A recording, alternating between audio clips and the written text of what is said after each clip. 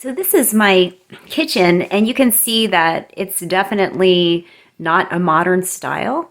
So what I've done is I've collected some, they're not really antiques, but I've collected some vintage collectible items. These are McCoy and Hull pieces of pottery that I collected from a local auction called JD's Auctions. And they're online. So actually, if you want to go and visit them, you can. I'll just put up their website so you can take a look. They have different auctions every week. So I'll zoom in for a closer look on this. So these are the some McCoy and Hull pottery I was just talking about. They're not really elegant per se, but I would definitely say they're very country style. And they match the style of this house. So here you can see it is a like a mill, looks like, and the other pottery is of a well. There's also, these are Hull in the middle, Hull, Hull. And you can see the very different nature of this pottery versus the McCoy. McCoy is much more sort of intricate, it's a little bit darker in color, whereas Hull is uses very soft colors. That's also a McCoy.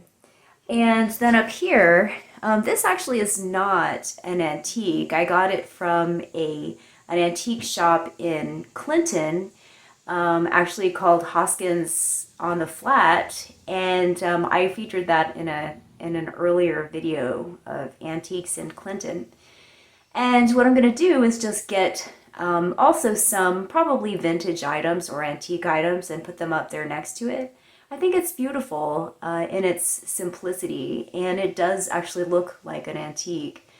So I quite like that there. So this is an antique for sure. This is a 19th century. It's from like the 1850s, from a farmhouse in Kentucky. And it's, I can imagine that it used to store things like canned goods and jellies and jams, and, maybe the dinner was prepared and waiting in this little buffet area here. Excuse me, what you see here, this is a cigar press. And I feel like it just goes well with this in terms of it also being an antique. And I'm just going to walk in closer and show you what it looks like. So this is the cigar press. And what it has is places where you would put the rolled cigars and you would put them in there. And here, if you lay them on top of one another, as you can see, these drawers are all overlaid on one another, it would over time just press them down. And so I think this is really interesting as well. I also have some other things in here that are kind of just, they're really just more vintage collectibles. I have this. This I also got on my Clinton antique trip, the Fisher-Price toolkit. I think I actually had this. No, I had the the doctor's kit when I was younger. And so it has some vintage tools in it. I just love I love the little picture on the front. It's very 70s. I also have, and this is a little bit more recent, but I have a Barbie case from the early 2000s. And this is actually something that I purchased at Kmart, I believe, in the early 2000s. I thought it was also kind of funny. And, well, funny as in like it being something that is a toy and that's old. And I don't know, it just reminds me of being a kid again. So these are places where you would put the dolls, and you can see here it holds all the clothes and accessories. And then I have something that I think is really unique probably to this area. I have, this is where I keep some of our games. I have a game called Rich Farmer, Poor Farmer, and I actually have never played this game. It's hard to imagine that it was ever hugely popular, but it's like Monopoly, and you can. I think the picture here is so funny. It's just so 70s, like Three's Company type of thing. But it's basically like a farmer's version of Monopoly. So I also love that. This is something that I got at an antique store in Australia. And it's actually European. So this is Cyrillic. So I'm not sure. At least I think it's Cyrillic. Or is it, maybe it's Greek. Yeah, actually it looks like it might be Greek. I'm not sure. Anyway, and so this is like an old photo album where you can place photos. I don't think it was ever used because there are no like faded spots in here. And I just thought that the cover was really beautiful. It's all leather, and I just really like the engraving on top. I think it's really fascinating. And so the back, you can see, is all just leather. It's very textured, which I also love about it. So this is a Duncan Fife imitation sofa, and my daughter actually really loves to hang out here a lot. You can see where she's kind of worn it in a little bit.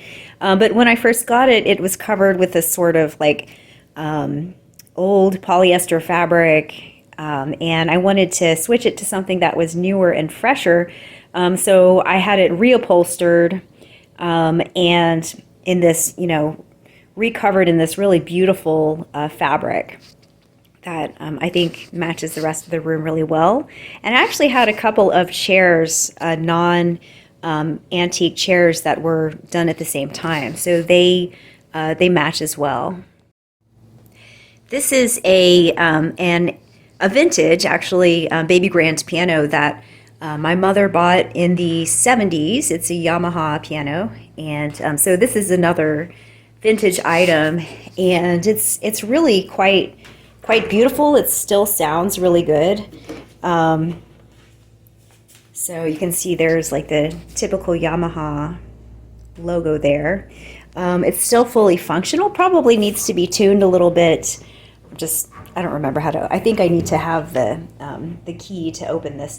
We usually keep it closed because our cat likes to play on it, and so we don't really allow that. So we keep it closed. And this mirror is a vintage mirror from the 1970s that I got from another house that I used to own. It was just passed on from the owner there, who wasn't able to take it to the next house that he was going to. So this is a vintage piece of artwork. It's a mixed media collage by Ace Vaslow, who sadly passed away, but she was a local artist here in Oak Ridge, Tennessee, and I got a couple of her mixed media collages off of JD's auctions. So this is called A Tangled Web, and I also have another one. This one is called Days Gone By. And I just love the way she does these. These are prints and also collages, and they're very textural and moody. I think that's something that is really hard to achieve just using paper. But I like the repetition here. I like the sort of, very harsh lines in this one, and the people who are like kind of trapped. This one is freeing herself. These are people who are sort of hidden inside homes, I believe. And for me, this one, just going back to this one, it's a little bit more, a little bit lighter in tone. it is called a tangled web, so it does indicate that there's something dark about it. But at the same time, you see people conversing.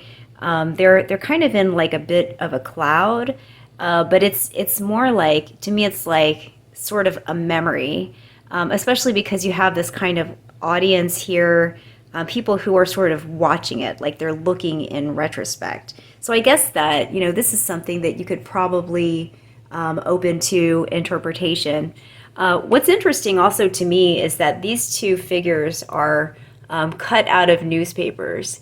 And it's not easy to make out exactly. I think that, she didn't intend for us to quite understand what these were. This looks like some sort of food right here. But these were done in the 90s, and I think they're quite well done in terms of capturing moods. This is a bench that I recently got also on JD's auctions. This is a Hitchcock bench. So Hitchcock was this type of pattern, represents this type of pattern that was done, over a period of, I think, several decades, and ending, I guess, in the 80s. And so this actually is exactly the type of bench that I had as a child. So I put it in my mother's room. She really likes it. And I also found this Hitchcock chair in another store in Grandma's Attic in Clinton. And I found them on the same day, got them on the same day, and I was really lucky to find this chair because the sellers had just brought it there. So this is something I actually purchased yesterday when I went to Superlative Vintage in Harriman, Tennessee. I think this is a Dagobert chair from the 1920s. It is a French oak chair, and I think it's just gorgeous. I love the craftsmanship on it. The bed is new, but I did make the canopy out of French linens, and these are vintage linens. I got them on eBay, and they came directly from France. And I just think that they're really, really lovely. What I did is I sewed them to a king size sheet to make the canopy. So you can see here, they're really, really gorgeous. Really gorgeous. I think that this one was a table runner, and then this actually was very long, and the other side was attached to it. So what I did was I just cut it, and it fit this canopy beautifully. And so I really like to have antiques around because they give a room a much sort of cozier appearance, a little bit lived in. And then this is something I also purchased yesterday at Superlative Antiques. This is called the Little Lady oven, and it actually works, which I think is insane. I can't imagine allowing a child to use a tin oven. And I'm not sure, I don't think the stove works, but I know the oven does work, and it's actually connected to a wire back here. So that to me is really crazy, but I really love it. And I think I want to keep it on the dresser, but probably rearrange some of the things that I have up here to make it look a little bit better.